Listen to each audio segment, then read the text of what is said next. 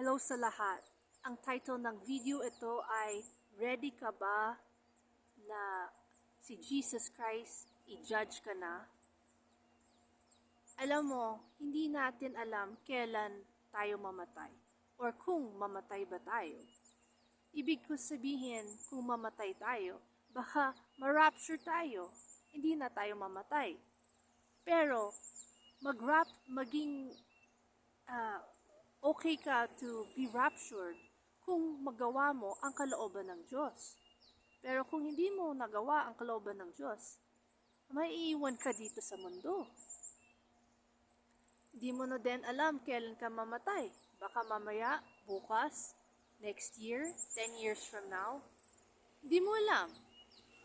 Pero ready ka ba? Si Jesus Christ, sabi daw niya that mahirap ang daan at makitid ang daan papunta sa langit. Bakit?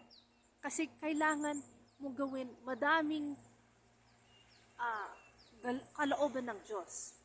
Meaning that, una, hindi lang tayo i-confess ang sins natin kay Jesus Christ. Lahat, mula sa bata ka pa until now.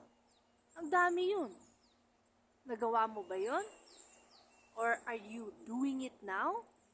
Kasi homework natin yun eh. Tapos, napatawad ba natin ang lahat ng tao na kasala sa atin? At importante, natanong ba natin ano bang kalooban ng Diyos sa buhay natin araw-araw? Yung when nagising ka sa umaga, natanong mo ba, Lord Jesus Christ, ano bang kalooban mo para sa akin? Saan mo gusto mo akong pumunta? Sinong gusto mong tulungan ko? Or anong mga kasalanan kailangan ko repent? Ang daming homework natin. Pero ngayon, yung mundo natin, yung mga tao, akala nila, ay, ganun, believer naman ako eh. Sisimba ako once a week. I preach. Tapos, mahal ko naman ang pamilya ko na, wala naman ako, hindi naman akong yung masamang tao. Wala man akong kaaway. For example, yun. Pero, nagawa mo ba ang kalooban ng Diyos? Talaga?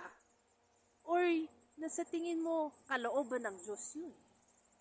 Na, asumo when mamatay ka, kilala ka ni Jesus Christ.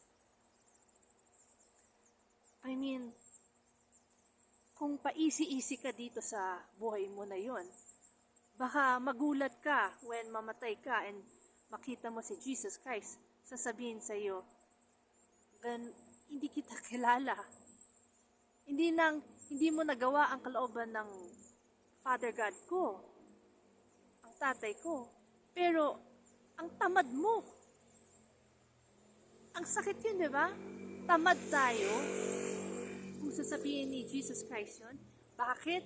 Kasi ang dami natin homework. Ang sabi ko sa iyo, ganon, hingi ka ng patawad sa lahat ng kasalanan mo. Patawarin mo mga taong nagkasala sa iyo. Lahat ng yung strongholds. Ibig sabihin ng strongholds, lahat ng belief, lahat ng nasabi sa iyong mga taong hindi kalooban ng Diyos. Kailangan mo tanggalin sa isip mo.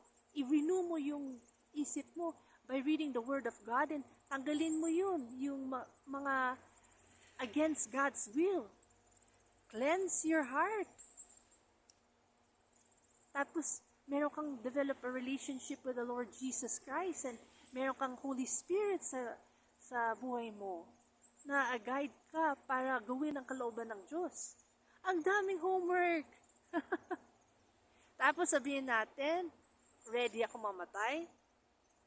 Ready ka ba talaga? So, itong message is a warning that sabihin mo kay Jesus Christ, anong mga homework kailangan kong gawin? Meron baka a lust. You have a kasalanan ng lust, ng tingin ka sa mga tao, tapos addicted ka sa kanilang katawan na makita mo maganda, sexy, or gwapo. Kasalanan yun. Natanggal mo ba yun sa puso mo? So, yun ang example.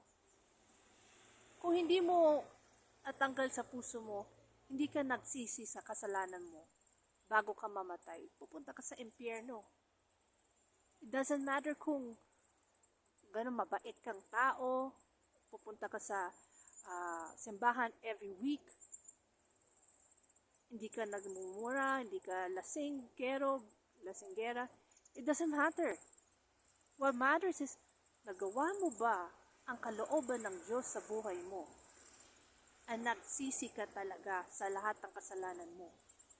Sisi means transformation, bagong buhay. Ayaw mo na yung kasalanan mo, hindi ka na hinahanap yun. Hindi mo nagawa yun. There's a change in action, hindi ng salita. So this is the end of this video. Repent now.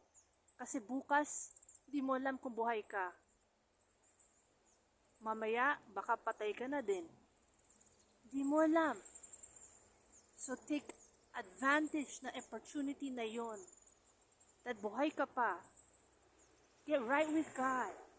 Mahal ka niya, ayaw niya pupunta ka sa impyerno kasi tamad ka lang magsisi sa lahat ng kasalanan mo. Ayaw mong gawin ang homework na bigay sa atin.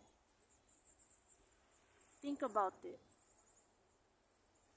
This is the end of the message. May Jesus Christ bless you.